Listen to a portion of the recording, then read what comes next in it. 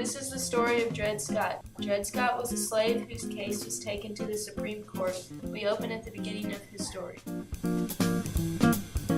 Dred Scott was purchased by John Emerson, an army surgeon.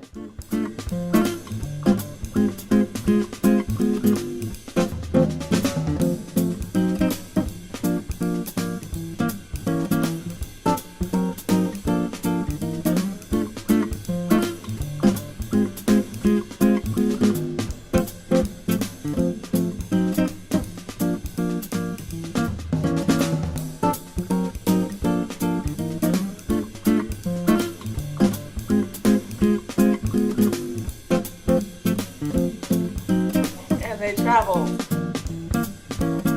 and traveled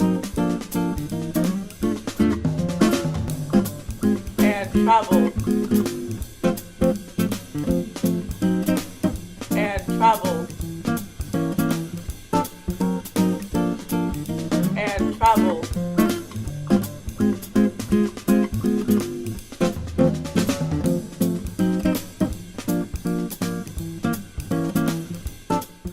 John Emerson took his property to the free state of Illinois, where he lived for a time.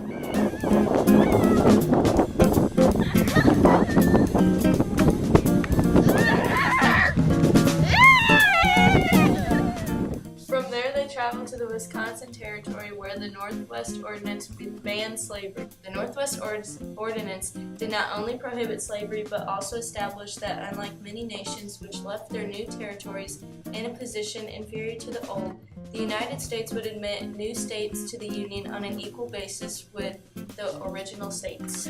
The ordinance also set aside land in each township for schools, thus setting a precedent for federal support to education. In addition, the ordinance included the first full statement of U.S. Indian policy, which stressed that utmost good faith shall always be observed towards the Indians.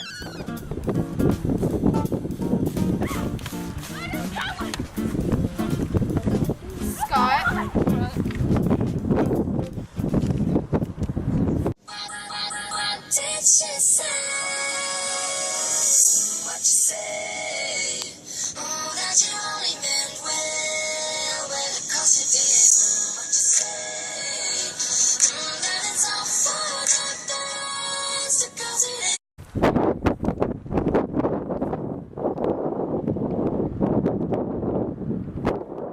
Anyway, while in Wisconsin, Dred Scott's owner died. Scott took his situation to the Supreme Court.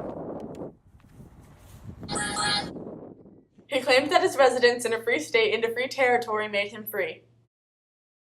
In March 1857, 7 of the 9 members of the Supreme Court saw one critical point: Scott remained a slave.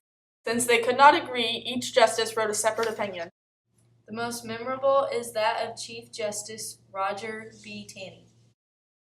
Dred Scott, please rise. African Americans, whether enslaved or free, cannot be citizens of the United States, and therefore Dred Scott has no right to sue the federal court.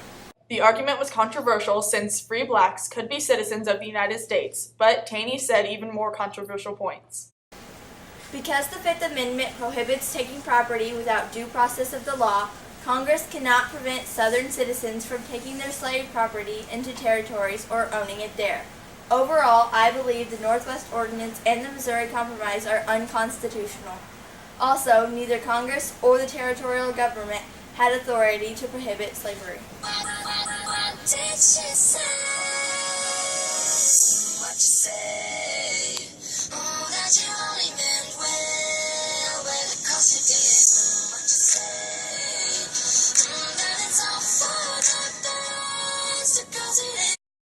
Overall, Taney and Buchanan's controversial decisions outraged the public and completely split the country in two halves.